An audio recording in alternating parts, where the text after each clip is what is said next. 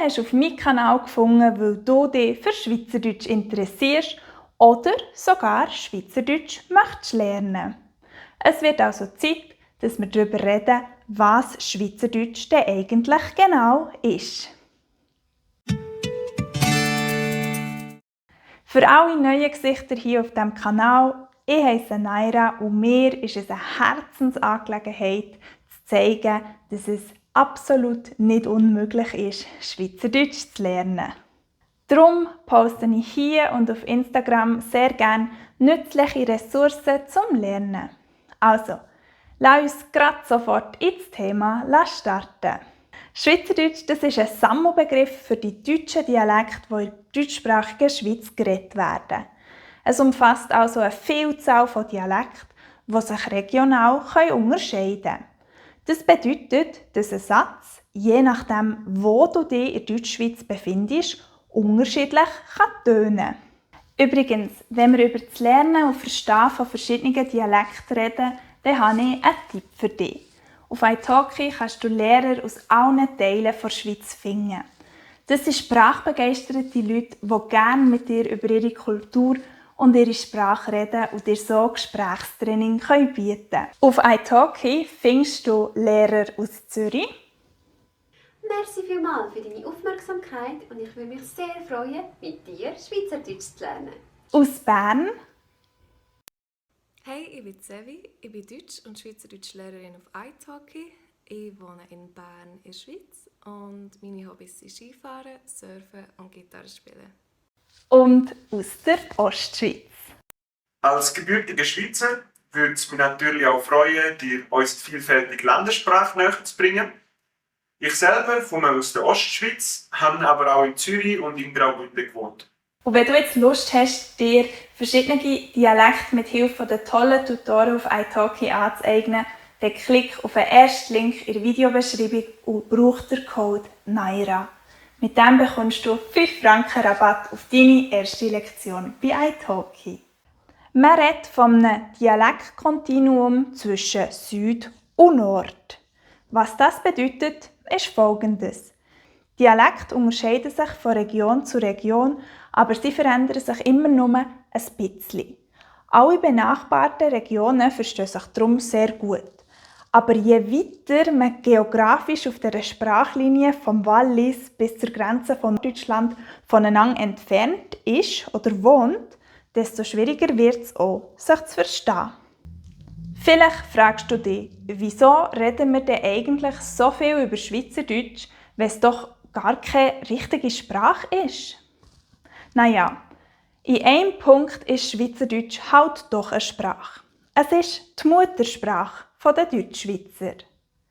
Zwar verstehen die Deutschschweizer die Deutschen von klein auf gut, schliesslich reden wir ja einen deutschen Dialekt und wir hören es auch dauernd im Fernsehen.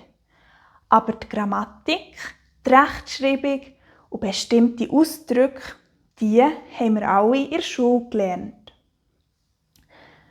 Während alle Deutschschweizer Deutsch reden können, machen es nicht alle so gern. Für ein paar behaltet es immer etwas ein bisschen Fremdartiges und wird nie zur Muttersprache. Sprachwissenschaftlich kann man sagen, dass die schweizerdeutschen Dialekte zum Niederalemannischen, das Baslerdeutschen, zum Hochalemannischen, das sind die meisten Dialekte, oder zum Höchstalemannischen, zum Beispiel das Walliserdeutsch oder das Oberländerische Deutsch, gehören. Im Alltag ordnen wir Dialekte gerne den jeweiligen Kantonen zu, wo sie geredet werden. Aber innerhalb dieser Gruppen gibt es viele Unterschiede und andererseits gibt es auch ausserhalb dieser Gruppen bzw. kantonsübergreifend grosse Gemeinsamkeiten. Die Unterteilung in Kantonen ist also künstlich, hilft aber natürlich bei der Orientierung. Darum mache ich mir die jetzt auch zunutze und möchte dir ein paar Merkmale von meinem Dialekt zeigen. Ich bin Bernerin, aufgewachsen in einem kleinen Ort in der Nähe der Hauptstadt. Und weil du mich ja so oft hörst reden, wenn du dir meine Videos anhörst oder anschaust, erzähle ich dir jetzt, was dir vielleicht schon aufgefallen ist.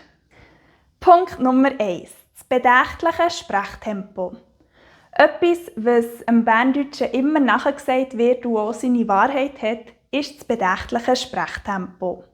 Nur nicht juffeln, heisst es bei uns. Es wird also im Vergleich mit anderen Dialekten eher langsam geredet. Nummer 2. Mein Dialekt ist von eher dumpfen Vokal geprägt. Das heisst, du hörst oft ein «Ä». Zum Beispiel im Lieblingswort der Berner «Aue». Das heisst so viel wie «vielleicht», aber auch «sicher nicht», «wirklich» oder «du erzählst doch sich». Achte zum Beispiel mal auf die Endungen der Verben. Singen, tanzen, lachen und so weiter. Nummer 3. Der Doppelvokal «ei» rede ich auch als «e» und «i» und nicht wie im Hochdeutschen als «ei». Hörst du den Unterschied? Daheim, daheim. Etwas ganz Typisches, was ich auch mache, ist die Vokalisierung vom L. Das bedeutet, dass ich statt von einem L ein U rede. Für das gibt es ganz viele Beispiele. Der Löffel, der Löffel, viel, viel, die Hilfe, die Hilfe, die Milch, die Milch und so weiter. Oder «nd» Laut wird im Berndeutschen ein bisschen verändert, und zwar zu «ng». Statt «die Kind», also «die Kinder», sage ich «die King» oder der «Hung» für Honig, «die Hang» für die Hand. Du hast es verstanden. Die letzte Besonderheit, die ich dir nicht vorenthalten möchte, ist die besondere Höflichkeitsform. Anders als zum Beispiel in Zürich oder in Deutschland brauchen wir nicht die C-Form, sondern die Er-Form, für jemanden höflich anzusprechen.